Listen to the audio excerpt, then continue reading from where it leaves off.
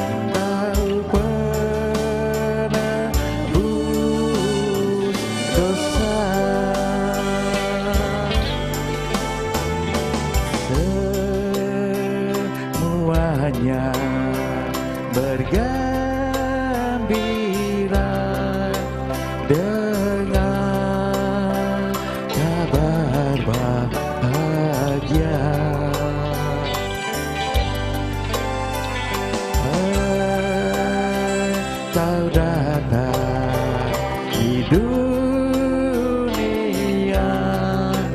kau penebus dosa, kau penebus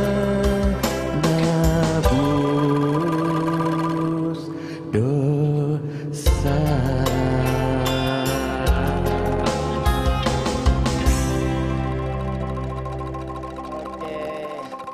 Terima kasih Bapak Uskup. Silakan duduk dulu Bapak Uskup. Tapi sebelumnya saya ingin menyapa saudara-saudariku, khususnya umat Kristiani yang sebentar lagi akan merayakan Hari Raya Natal. Mari kita rayakan Hari Raya Natal dengan penuh kemeriahan. Walaupun sederhana, Raya Natal pada tahun ini masih kita rayakan dalam situasi kita masih berhadapan dengan pandemi COVID-19. Walaupun menurut istilah Presiden kita Bapak Jokowi, kita sudah mendekati normal, tapi kita tidak pernah kendur, tidak tetap waspada untuk mengikuti protokol kesehatan, jaga jarak, pakai masker, dan cuci tangan. Luar biasa. Silakan Bapak Uskup. Sebelum kita ngobrol, kita santai-santai aja dulu. Baik pemirsa, itulah tadi satu lagu dari Bapak Uskup Agung kita, Monsinyur Agustin Agus, Penebus Dosa. Biasa kan? Bapak Uskup luar biasa bisa bernyanyi. Dan tema kita hari ini adalah sesuai dengan pesan Bapak Uskup, yaitu cinta kasih Kristus yang menggerakkan persaudaraan. Nah, nanti Bapak Uskup akan menyampaikan apa sih makna dari pesan Natal ini. Silakan Bapak Uskup. Pertama, kenapa tema ini diambil? Karena seharusnya kita hidup dalam keadaan damai, berkeadilan, tidak menghadapi kecurigaan satu dengan yang lain, terhalangi karena kita belum menganggap sesama kita itu sebagai saudara. Tuhan Yesus hadir ke dunia ini ingin agar kita umat manusia yang penuh dosa tetap selamat. Dia rela mengutus putranya ke dunia ini, mengambil bentuk rupa manusia sebagai hamba, rela menderita, bahkan sampai mati di kayu salib untuk menyelamatkan kita, untuk membebaskan kita dari dosa-dosa kita. Keteladanan ini seharusnya menjadi dorongan bagi kita untuk menganggap semua orang itu saudara kita. Kenapa? Karena kita ini juga semua keturunan Adam, semua makhluk ciptaan Tuhan. Dan betapa tidak enaknya dunia ini kalau kita saling bersaing, bermusuhan satu dengan yang lain. Tuhan sudah memberi contoh. Bagi saya pribadi, salah satu kunci untuk mampu menganggap orang lain sebagai saudara kita adalah berani berkorban dan bersikap rendah diri. Luar biasa ya.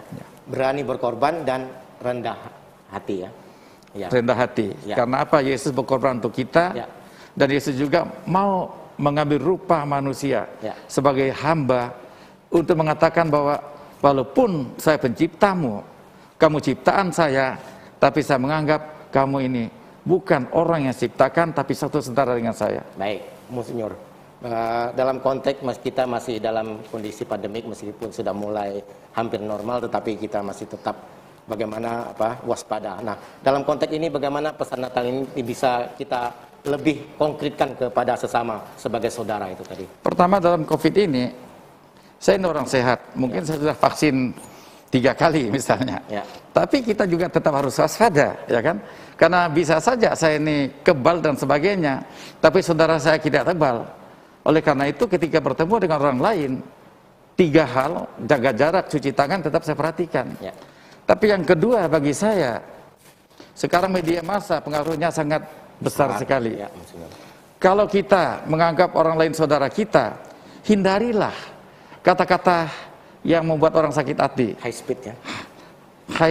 Hate speed. Kata-kata yang bisa menimbulkan kebencian, kata-kata yang cenderung menghina orang lain. Sebaliknya, kita kedepankan kata-kata dan tingkah laku kita yang membuat orang merasa damai. Gunakanlah kata-kata tingkah laku yang menunjukkan bahwa orang lain saudara saya, bahwa saya mencintai orang lain. Kata-kata yang membuahkan perdamaian bagi sesama kita. Hindarilah setiap kata-kata dan tindak lanjut di mana kita menjadi orang yang sombong, menjadi orang yang troublemaker, menjadi orang yang bisa menyebabkan perpecahan yang ada di antara kita sebagai anggota masyarakat. Dunia kita, bangsa Indonesia merindukan perdamaian. Dan perdamaian itu hanya ada kalau setiap orang menganggap orang lain itu saudara, tanpa dibatasi oleh suku, agama, golongan dan sebagainya, tanpa dibatasi oleh pangkat, jabatan, kaya miskin dan sebagainya. Semua orang ini adalah anak Tuhan, keturunan Adam, dan tidak ada satu orang pun boleh merasa sombong satu terhadap yang lain, walaupun tugas kita dalam masyarakat memang berbeda satu dengan yang lain. Ya, sebagai Gembala Agung Bapak Uskup, ke dalam konteks tadi yang paling utama adalah rendah hati dan rela berkorban. Nah, rela berkorban ini dalam konteks seperti pandemi ini seperti apa, Bapak Uskup? Nah itulah tadi, kalau saya ini mungkin sudah vaksin, sudah 3 kali, ya kan? Saya tidak pernah kena terpapar COVID, tidak pernah positif dan sebagainya. Bukan berarti saya harus sombong dengan orang lain. Orang lain mungkin belum vaksin 2 kali, belum vaksin 3 kali, bahkan belum ada yang vaksin sama sekali. Itu juga harus menjadi perhatian saya. Oleh karena itu, saya menghimbau khususnya umat Katolik dalam rangka mendukung usaha pemerintah yang luar biasa, sehingga kita sampai kepada situasi hampir normal ini. Yang belum vaksin, saya mohonlah supaya carilah tempat untuk dapat vaksin. Sehingga suatu ketika suatu daerah sudah vaksin 1 kali menjadi vaksin 2 kali, ini kan juga bentuk kepedulian kita juga terhadap sesama kita. Karena bagaimanapun kalau sebagian belum vaksin, yang satu sudah vaksin, kemungkinan untuk pandemi COVID-19 masih makin besar. Monsinyur, kembali tadi bagaimana Bapak Uskup melihat gereja sudah melakukan apa di masa pandemik ini untuk saudara-saudara kita mungkin yang terdampak bencana atau bahkan kena COVID itu sendiri. Silakan Bapak Uskup. Bagi saya untuk berbuat baik, kita tidak perlu menjadi orang mampu, tidak perlu menjadi orang kaya, tidak perlu menjadi pejabat dan sebagainya. Setiap orang mampu berbuat baik dalam situasi bagaimanapun. Oleh karena itu, walaupun kita masih dilanda COVID-19, ketika ada bencana banjir, terutama di Kabupaten Melawi, Sintang, Kabupaten Solo, kita juga menggerakkan seluruh umat. Dan mengucapkan banyak terima kasih kepada umat masyarakat yang memberikan bantuan melalui kesupan untuk korban banjir dan pasca banjir, khususnya di 3 kabupaten itu. Itu bentuk kepedulian. Jadi Tuhan mengatakan kita semua diberi talenta macam-macam. Ada yang kecil, ada yang besar. Maka untuk berbuat baik, untuk menunjukkan kepedulian kita kepada orang lain, setiap orang bisa melakukannya. Bisa dengan berdoa, bisa dengan menyapa, bisa dengan menyumbangkan uang, bisa menyumbangkan beras dan sebagainya. Oleh karena itu khusus menghadapi bencana banjir di 3 kabupaten yang saya sebutkan tadi, saya mengucapkan banyak terima kasih kepada masyarakat, umat yang menyalurkan bantuan lewat Kesbangpol Pontianak. Dan yang kedua, kalau orang lain itu kita anggap saudara, sama seperti di kampung kalau ada orang kematian, saya menyumbang beras, gula, tidak tunggu saya kaya. Betul. Masyarakat pedalaman dulu, kalau ada orang kematian, dia tidak punya gula kopi, tahan dia pinjam dari tetangganya untuk beli kopi kepada orang lain. Yang lagi berduka Lagi berduka. Jadi bukankah ini suatu nilai yang seharusnya kita miliki? Bahkan sebelum orang pedalaman beragama, nilai-nilai ini sudah ada pada diri mereka. Kenapa kita lanjutkan? Apalagi dalam gereja Katolik yang mengedepankan kasih terhadap orang lain, bahkan musuh pun harus dicintai. Jadi bagi saya COVID-19 tidak boleh mengurangi perhatian kita kepada orang lain, untuk menunjukkan bahwa orang lain juga saudara kita. Ketika mereka sulit, ketika mereka menderita, kita harus turun tangan untuk tanpa melihat siapapun dia. Siapapun dia. Baik Bapak Uskup, ini tanggal 23, besok sudah 24 sudah malam Natal. Nah, dalam masa pandemik ini kita merayakan Natal. Nah, apa yang mesti umat lakukan menurut Bapak Uskup, mestinya bagaimana merayakan Natal ini? Bagi saya pribadi, kita harus bergembira, kita harus berterima kasih kepada Tuhan yang sungguh-sungguh mencintai umat manusia tanpa batas. Ya. Yang kedua, kegembiraan itu kita ungkapkan secara meriah, tapi meriah lebih batiniah daripada lahiriah. Ya. Secara lahiriah kita dibatasi, tapi sebagai batiniah kegembiraan itu tetap bisa kita ungkapkan. Ya. Oleh karena itu, saya selalu mengatakan mari kita meriahkan, ungkapkan kegembiraan kita dengan cara meriah, walaupun terbatas dalam segi lahiriahnya. Ya. Nah, yang kedua, mari kita berusaha menampilkan dalam kata dan perbuatan perhatian bahwa kita itu menganggap siapapun saudara kita tanpa membeda-bedakan warna kulit, suku, bangsa, bahasa, golongan, kekayaan, jangkat dan jabatan dan sebagainya. Mari kita tampil untuk membawa damai bagi sesama kita, sehingga setiap kali kita berjumpa dengan orang merasa sejuk, merasa aman, merasa damai karena ada saudara mereka di sampingnya. Ya.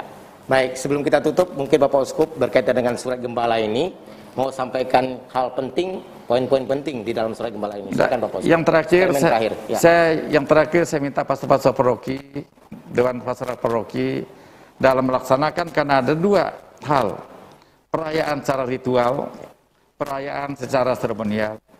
Hendaknya kerjasama dengan gugus tugas tempat agar protokol kesehatan dengan mereka mengedepankan tiga hal tadi, jaga jarak, pakai masker, cuci tangan, bisa dilaksanakan. Dan yang kedua, situasi apapun harus kita gunakan untuk mengungkapkan kegembiraan kita karena Tuhan mencintai kita. Dan yang ketiga, mari kita berdoa agar persaudaraan sungguh-sungguh hadir di bumi kita ini, khususnya di bumi Kalimantan Barat ini, agar manusia bisa hidup rukun dan damai, penuh keadilan dan sebagainya. Ya. Saya ucapkan selamat Hari Raya Natal 2021 dan Tahun Baru 2022. Ya. Baik, terima kasih Bapak Uskup menyediakan waktu hari ini hadir di acara Mimbar Agama Katolik. Ini adalah acara mimbar yang terakhir di tahun 2021. Dan terima kasih juga sudah mau hadir Bapak Uskup. Baiklah pemirsa, inilah perjumpaan kita pada hari ini di Mimbar Agama Katolik. Mudah-mudahan apa yang disampaikan oleh Gembala Agung kita, Bapak Uskup, bisa menjadi patokan kita dalam merayakan perayaan Natal di masa pandemik ini. Baik pemirsa, sebelum kita tutup nanti akan Bapak Uskup bawakan sebuah lagu yang berjudul Long Time Ago in Bethlehem. Sampai jumpa di tahun depan. Silakan Bapak Uskup.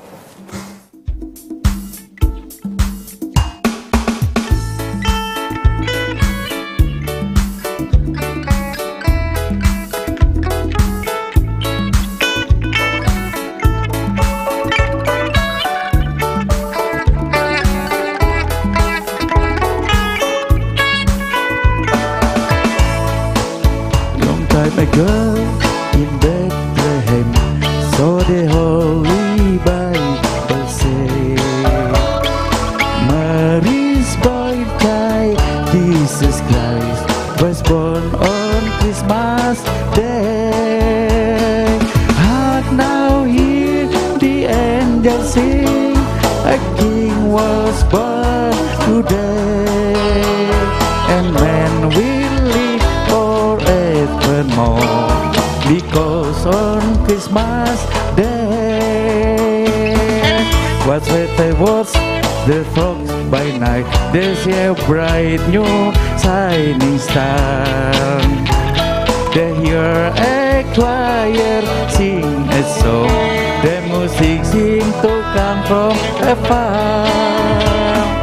Hark now, hear the angels sing, a King was born today, and man will live forevermore, because on Christmas Day.